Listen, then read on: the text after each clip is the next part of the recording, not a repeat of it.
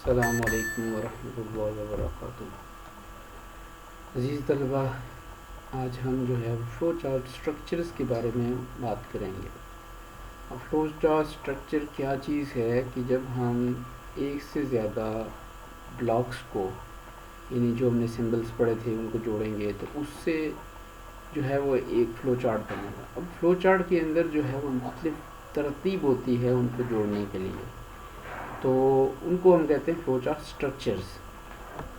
तो flow chart structures जो है वो कैसे, क्या चीज़ होती है कि कोई भी प्रोग्राम हम लिखते हैं उसके अंदर तीन तरह के कंट्रोल स्ट्रक्चर्स हम यूज़ करते हैं। एक होता है सीक्वेंस, एक होता है सिलेक्शन और एक होता है रिपीटिशन। सबसे पहले हम देख लेते हैं कि सीक्वेंस क्या है। तो sequence structure is constructed where one statement is executed another, यानी जब स्टेटमेंट्स एक तरतीब से और एक स्टेटमेंट के बाद दूसरी, दूसरी के बाद तीसरी, और उनमें कोई बैक स्टेटमेंट एग्जीक्यूट नहीं हो रही, कोई स्टेटमेंट रिपीट नहीं हो रही, तो उस सूरत में उस स्ट्रक्चर को हम कहते हैं सीक्वेंस स्ट्रक्चर। इसकी मिसाल ऐसे है कि मसलन हमारे पास एक ब्लॉक है प्रोसेस ब्लॉक, तो प्रोसेस ब्लॉक एक है, दूसरा है, तीसरा है, हम तरतीब से प्रोसेस ब्लॉक्स को ऐड कर रहे हैं, या कुछ इनपुट ब्लॉक्स हैं, कुछ आउटपुट ब्लॉक्स हैं, तो वो हम जस्ट एक तरतीब से उनको अगर लिखेंगे तो ये जो स्ट्रक्चर कहलाएगा इसको हम सीक्वेंस स्ट्रक्चर कहेंगे। इसमें जो है वो different process blocks are included, एक से ज़्यादा प्रोसेस ब्लॉक्स हो सकते हैं। It may be a program और पार्ट ऑफ प्रोग्राम, तो ज़रूरी नहीं है कि सीक्वेंस स्ट्रक्चर से पूरा प्रोग्राम बनेगा, ये एक प्रोग्राम भी हो सकता है, एक प्रोग्राम का पार्ट भी हो सकता है। नेक्स्ट है सिलेक्शन स्ट्रक्चर। तो सिलेक्शन स्ट्रक्चर जो है वो क्या चीज़ होती है। Selection structure is constructed where statements can be executed or skipped depending on whether a condition evaluates a true or false. Selection structure, selection का मतलब होता है मुंतखब करना, तो सिलेक्शन स्ट्रक्चर जो है वो कब बनेगा, जब हमें कुछ ब्लॉक ऑफ स्टेटमेंट्स हैं, कुछ स्टेटमेंट्स का एक ग्रुप है जिनको एग्जीक्यूट करना है या उनको स्किप करना है। एग्जीक्यूट करना भी हो सकता है और स्किप करना भी हो सकता है, वो अकॉर्डिंग टू कंडीशन है। लेकिन मतलब ये कि हमने एक ब्लॉक ऑफ स्टेटमेंट को जो है वो किसी ख़ास कंडीशन की बुनियाद पे उसको जो है वो एग्जीक्यूट करना है, तो उस सूरत में उसको हम कहेंगे सिलेक्शन स्ट्रक्चर। अब सिलेक्शन स्ट्रक्चर जो हैं वो कितने हैं, तीन सिलेक्शन स्ट्रक्चर्स हैं। पहला है इफ़, दूसरा इफ़ एल्स और तीसरा है स्विच। तो ये तीन जो हैं ये सिलेक्शन स्ट्रक्चर्स कहलाते हैं। इसमें पहला सिलेक्शन स्ट्रक्चर हम देख लेते हैं। तो फॉर एग्जांपल इफ़ जो स्ट्रक्चर है इसमें क्या होगा, इसमें सबसे पहले एक कंडीशन होगी and then a block of statement होगा। ठीक है, तो इफ स्ट्रक्चर जो है उसमें दो चीज़ें हैं, एक कंडीशनल स्टेटमेंट है और उसके अलावा ब्लॉक ऑफ स्टेटमेंट्स हैं जो उस कंडीशन की बुनियाद पर एग्जीक्यूट होंगी या स्किप होंगी। तो इसको हम ऐसे देख सकते हैं कि ये हमारे पास लेट से एक इफ जो है वो स्ट्रक्चर है, तो इसमें यहाँ पे मतलब फ्लो चार्ट के अंदर कहीं पे आपने ये इंक्लूड करना है। तो सबसे पहले आपके पास एक डिसीजन, आपने एक कंडीशनल स्टेटमेंट लगानी है। अब कंडीशनल स्टेटमेंट्स जो हैं वो जैसे हमने पहले देखा था कि इसमें दो चीज़ें हो सकती है, ट्रू भी हो सकता है इसका आंसर और फॉल्स भी हो सकता है। तो अगर ट्रू होता है तो हम फिर एक ब्लॉक ऑफ स्टेटमेंट को एग्जीक्यूट करेंगे, और अगर फॉल्स होता है तो ब्लॉक ऑफ स्टेटमेंट को एग्जीक्यूट नहीं करेंगे। तो if the condition is true then executes block of statement, यानी अगर ये सिलेक्शन स्ट्रक्चर जो है, ये जो कंडीशन है, कंडीशन का आंसर ट्रू आता है तो ये ब्लॉक ऑफ स्टेटमेंट एग्जीक्यूट होगा।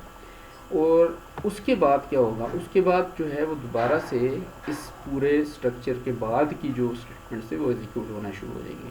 तो इसका मतलब है कि हमने एक जो है ब्लॉक ऑफ स्टेटमेंट को एग्जीक्यूट किया है ऑन बेसिस ऑफ ये कंडीशन ट्रू होती है तो ब्लॉक ऑफ स्टेटमेंट एग्जीक्यूट हो जाता है। ठीक है जी। देन अगर ये कंडीशन जो है वो फॉल्स होती है, एफ मीन फॉल्स, तो कंडीशन का जवाब अगर फॉल्स आता है तो उस सूरत में skips the block of statement, तो उस सूरत में ये ब्लॉक ऑफ स्टेटमेंट एग्जीक्यूट नहीं होगा, बल्कि इसके जो पूरा स्ट्रक्चर है इसके बाद वाली जो स्टेटमेंट्स हैं या जो कुछ प्रोग्राम का हिस्सा है वो एग्जीक्यूट होगा। ठीक है, तो इसको हम कहते हैं इफ़ स्ट्रक्चर।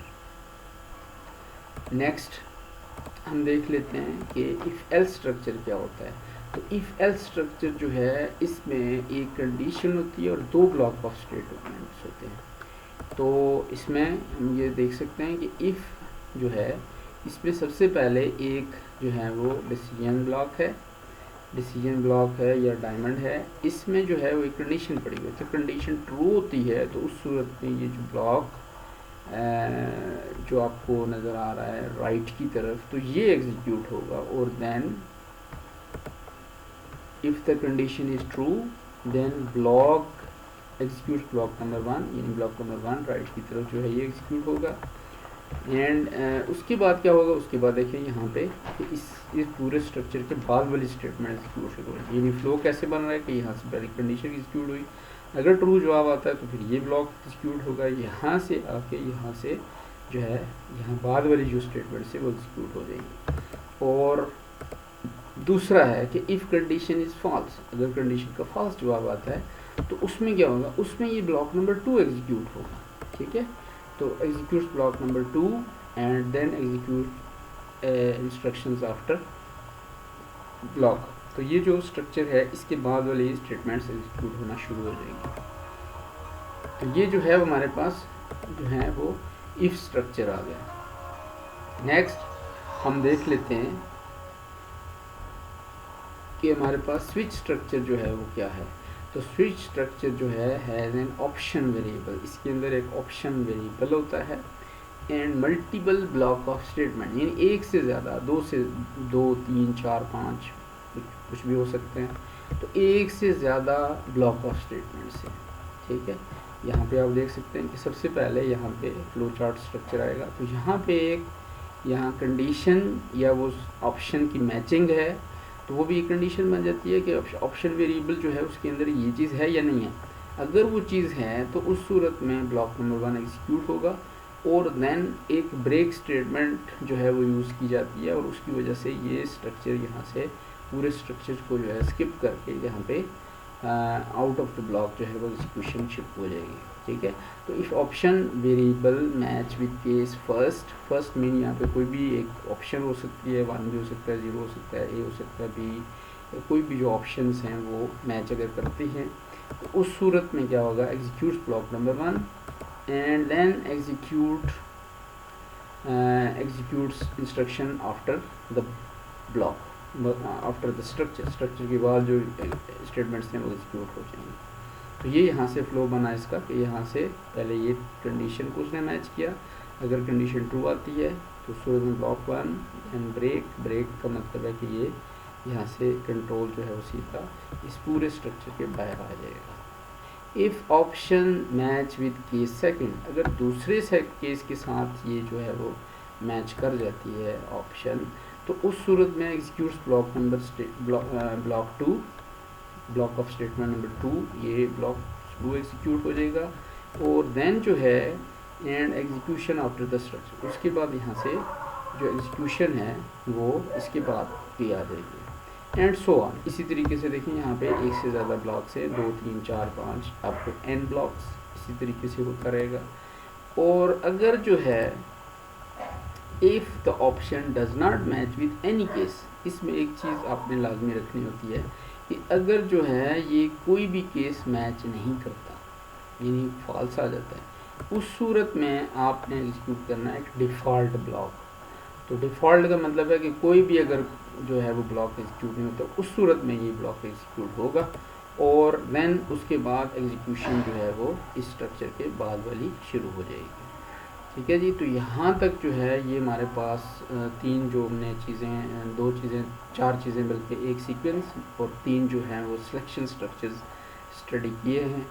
तो ये हमारा लेक्चर नंबर 3 है और नेक्स्ट लेक्चर में हम जो है इसके अलावा जो रेपिटेशन ब्लॉक्स हैं उनको स्टडी करेंगे। अस्सलामु अलैकुम व रहमतुल्लाहि व बरकातुहू।